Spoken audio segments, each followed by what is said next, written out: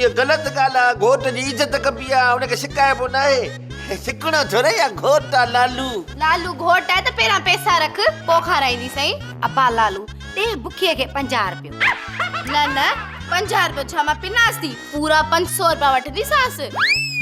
गाड़ी तकरी बुधा शादी मां लालीअ सां तो कया, तकलीफ़ हिनखे कहिड़ी आहे? अरे ये लालीअ जी भेण आहे, माना साली आहे। ऐं साली ऐं लाली ईअं त कंदियूं रहंदियूं।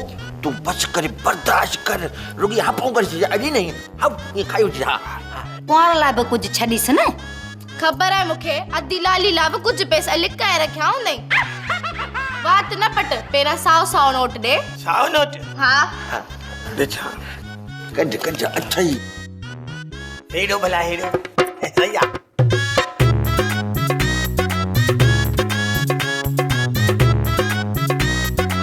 बाबा निकाह पढ़ायूं?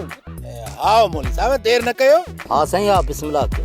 मौलवी साहब बिस्मिल्लाह खां पहिरियों उन खां त पुछो जेको हिलाल पियो थिए। हिलाल छा मतलब आहे तुंहिंजो? मां कहिड़ो उज़ा जो घटि आहियां? हा लाल न हिलाल तूं मूंखां पुछा कर न। मां बि कॾहिं कॾहिं ज़ाल जे हथां गॾह वांगुरु कुट पोस।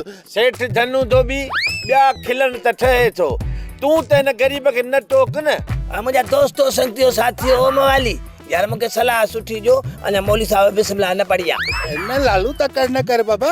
शादीअ खां पोइ जे अखियूं ॻाढ़ियूं रखंदे न त मजाला जो ज़ाल तोॾे हथ बि खणे। हा लालू छड़ियो माण्हू बि छिते जे बराबरि अथई। हुनखे चको, हुनखे छठी, हुनखे लठे, हुनखे पिटको, हुन सां चिटको। पर बाबा मां त चाह थो मां त फासजी वियोसि।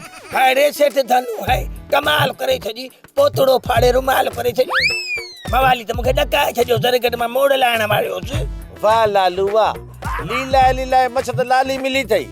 हाणे वरी धनुअ जे ॻाल्हियुनि खे ॾिसी जेकॾहिं छिरकी वञी त पोइ त हड़ हली वई न।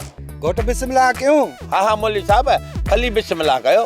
हा साईं मौली साहब वारो कयो, वरी ॿिए कंहिं सगरे जी सिंग ॾिसी मां साउंड नथी पवां। बिस्मिल्लाह कयो, मुंहिंजो निकाह पढ़ायो, जल्दी कयो, तक न कयो, जल्दी कयो।